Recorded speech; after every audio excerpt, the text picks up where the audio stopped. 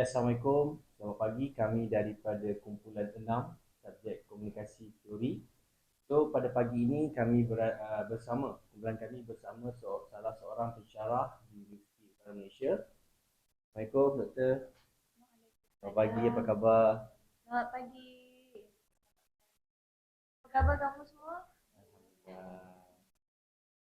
Okay, so untuk pagi ni kita akan, kumpulan kami akan jalankan sesi interview bersama Dr. Rawiyah berkenaan teori yang kami pelajari iaitu phase negotiation theory.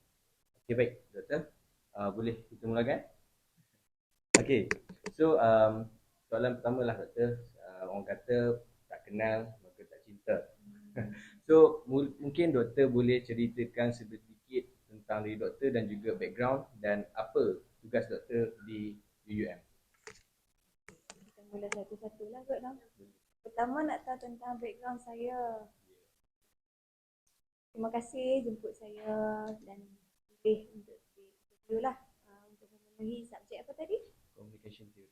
Communication theory dalam organisasi lah. Ya, betul.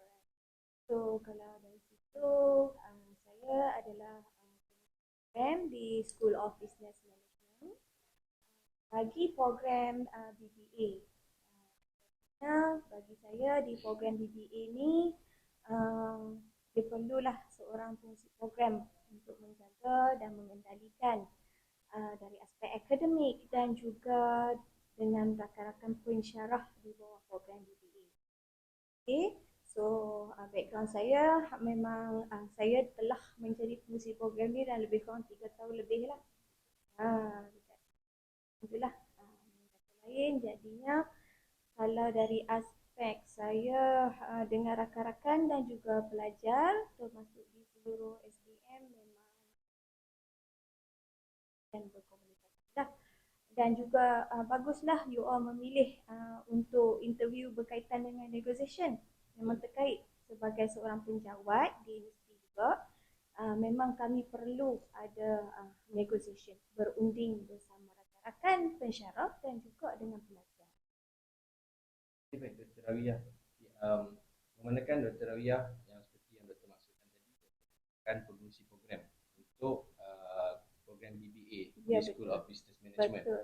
Okay, Doktor, kalau boleh Doktor kongsikan sama kami, Doktor sebagai pengurusi program ataupun program chairperson, apakah skop ataupun tugas bagi seorang pengurusi program yang boleh Doktor kongsikan bersama kami?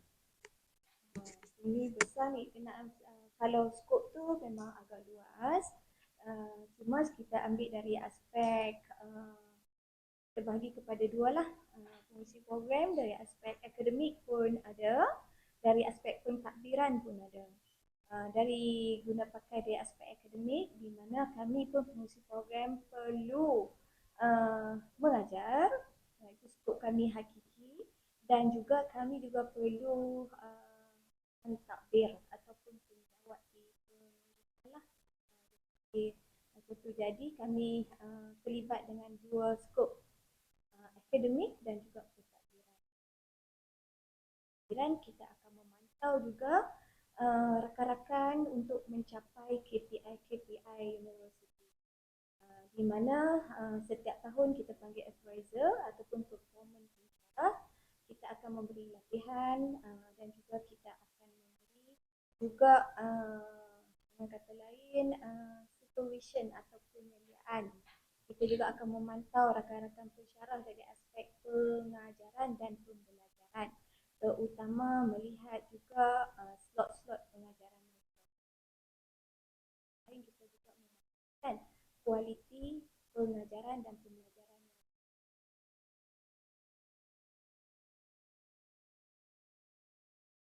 Baik, Doktor. Terima kasih. So, seperti yang Doktor beritahu tadi, di mana pengurusi program dia terbahagi kepada dua, iaitu bahagian akademik dan juga bahagian pentadbiran. So, kami bercadang untuk kita narrowkan sikit, kecilkan skop lebih kepada pentadbiran. Mungkin Tasha, kan? Tasha boleh ada soalan berkaitan dengan pentadbiran kepada Doktor silakan. Soalan panjang 3 tahun dalam skop kecil ni, apa cabaran yang doktor hadapi bila berhadapan atau berinteraksi dengan oh, jadi you terus nak tanya berkaitan dengan cabaran ya. Oh, okey. So, bila kami saya lah dengan rakan-rakan pertama dari aspek cabaran adalah dari segi urusan kerja lah. Pertama untuk kita melihat juga pensyarah-pensyarah melibatkan diri dengan contohnya terkait juga dengan KPI. So agak sukar untuk kita sebagai pentadbir untuk memantau dan memberi arahan. Namun kita panggil dengan aspek lain negotiation lah, di mana kita kena berundi dengan rakan-rakan nak KPI tak. Jadi kita ada preview dengan kalau student ni kita panggil merit, tapi kalau dengan pensyarah ni kita panggil preview. Jadi pensyarah perlulah menghadiri dia akan dapatlah preview dia. Dan juga dia perlu juga menghadiri satu lagi kita panggil ilmu. Pergilah masuk ceramah, dengar-dengar ceramah, masuk program. Kalau you all tengok tu macam hari perhimpunan staff, semua kita adalah pelibatan. Jadi sebagai pentadbir ataupun tahu dan memberi nasihat. Ada juga rakan-rakan yang kita kata seiringan yang agak sukar untuk kita nak suruh lah. Jadinya kita akan memberi nasihat lah. Jadi cabaran untuk nak memberi arahan kepada rakan-rakan perjuangan jugalah sukar. Terutama untuk memberi arahan. Bercakap soal cabaran betul kan? Mungkin doktor boleh kongsikan mungkin salah mungkin doktor bagi pengalaman doktor lah cabaran. Contoh mungkin berhadapan dengan pensyarah yang berlainan bangsa ke ataupun berlainan jantina. Mungkin satu lah. Untuk saya petik dari aspek program DBA lah, sebab saya mengendalikan untuk pensyarah-pensyarah di program DBA. Kita kata kalau dari aspek kita komunikasi lah, dia bukan terkait dengan cabaran.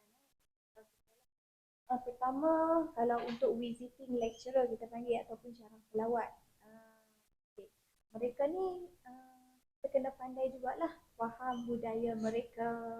Kadang-kadang kita nampak mereka macam agak kasar ataupun bercakap terlalu laju. Namun kita pun perlu memahami budaya dan juga kita kata cara mereka berkomunikasi. Mungkin untuk Malaysia kita lokal kita komunikasi mungkin kalau mungkin dia tak boleh lah kalau sebagai dia punya penjawat dia, pengurusi program dia perempuan, mungkin kita kena berubah the way kita communicate. Dan ada juga dari negara-negara yang agak bercakap agak tinggi, agak kasar. Jadi kita kekalkan dan kita cuba membudayakan dan membawa budaya kita kepada mereka dan bagi mereka faham cara kita, budaya kita dan menghormati. Baik, terima kasih doktor. Mungkin soalan yang seterusnya boleh diberikan. Mungkin Akilah boleh berikan soalan doktor. Okey, untuk tadi doktor kata ada satu cabaran dari sukar untuk beri arahan kepada ataupun student doktor. Jadi macam mana doktor atasi masalah tu, dan juga kalau macam ada berlakunya reaksi muka yang macam mungkin agak tak menyenangkan dan boleh mendatangkan salah faham antara dua pihak tu, macam mana doktor try untuk adapt dan overcome? Sepanjang pengalaman lah tempoh saya bertugas ni back to back lah dia panggil ya. Dia dilantik semula. Boleh kata mana mungkin lah kalau tak ada perpintahan sebegitu dan kita ambil back kita pula sebagai penjawat untuk memberi arahan. Dari pertama kita melihat dari segi personality kan dua orang yang berbeza lah kan, kita memahami kedua-dua dan pertama kita kena melihat dulu apa kita beri peluang untuk mereka. Kalau seorang meluahkan tahu dan kita tahu apa yang mereka nak. So apa yang mereka tidak jelas dan kita tidak faham hingga berjaya-jaya, kita melihat balik. Saya akan panggil seorang-seorang, kemudian saya akan panggil kedua sekolah untuk melihat. Selalunya tidaklah membawa ke kita mungkin ada kesalahan, contohnya dari segi miscommunication ataupun antara penyelaras program-program khusus dengan pensyarah-pensyarah di khusus tersebut. Jadi normally kita akan panggil lah, kita dan soft. First, dalam negotiation ni saya punya nasihat, mereka meluahkan semua dulu. Kita acknowledge. Bila kita acknowledge solution, maybe some of them they cannot accept our idea or opinion. Okay, slowly bagi idea.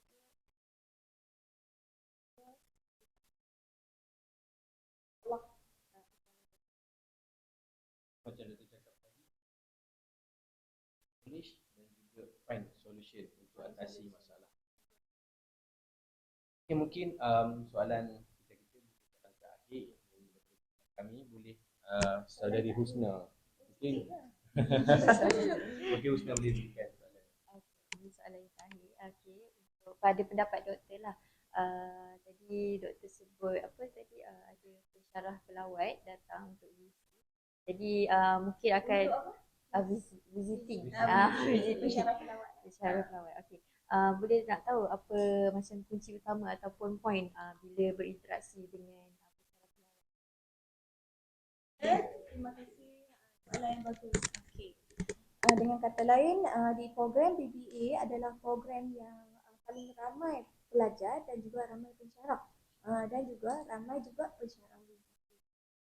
Dan soalan you nak melihat bagaimana saya berkomunikasi dengan mereka lah dan memberi arahan lebih kurang kan.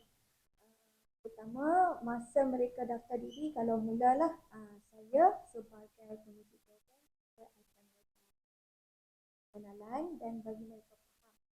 Untuk di Malaysia ataupun lokal, kita ada berbilang pelajar, berbilang bangsa dan juga berbilang juga rakan-rakan pensyarah berbilang bangsa.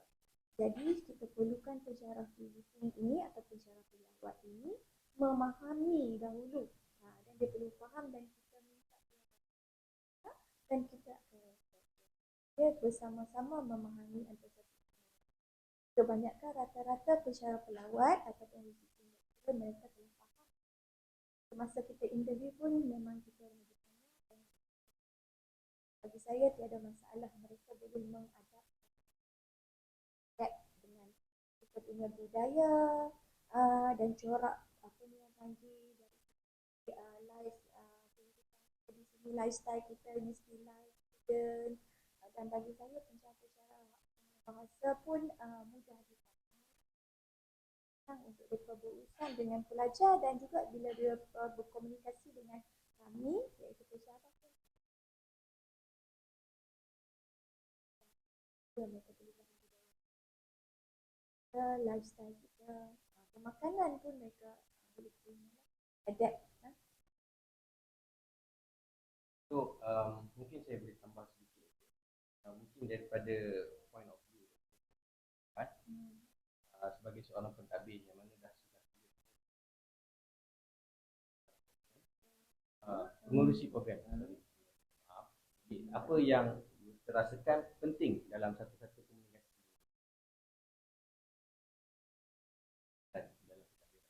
Key point lah. Komunikasi bersama rakan-rakan pensyarah atau berkomunikasi mungkin dengan kita berbicara dengan klien. Soalan yang bagus.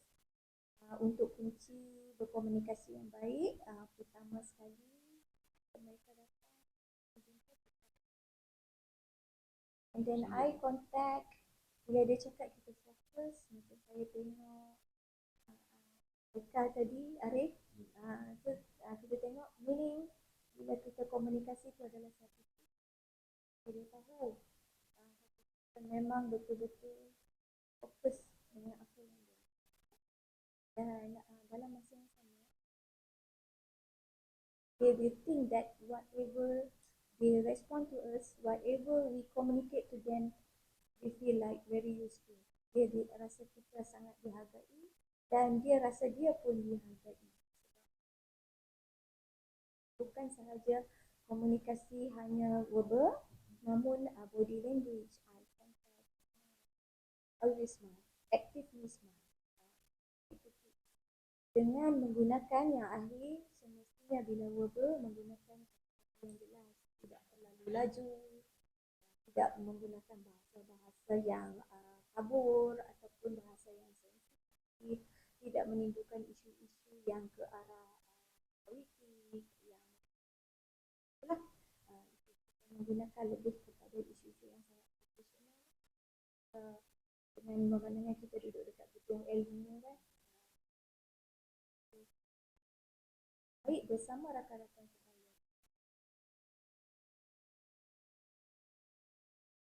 Untuk mungkin ada lagi ke daripada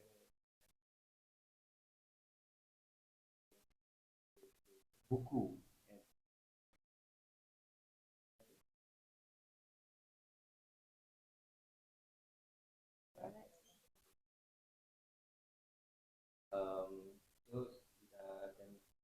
saya mewakili kumpulan ingin mengucapkan jutaan banyak-banyak terima kasih kepada Dr. Rawiyah sebab sudi meluangkan masa, memberikan sedikit masa kepada kami untuk interview doktor. Dan kami pada pendapat saya sendiri daripada interview ni bukan semata-mata bab assignment lah, kami pun sedikit sebanyak dapat input bila melibatkan komunikasi. Cakap doktor lebih berpengalaman dalam pentadbiran, kami pun boleh ambil input yang mana kami boleh gunakan untuk aplikasi dalam kegunaan dalam kami. So sekali lagi terima kasih banyak doktor. Sama-sama. Selamat maju jaya, sampaikan salam saya pada all the best. Baik. Assalamualaikum.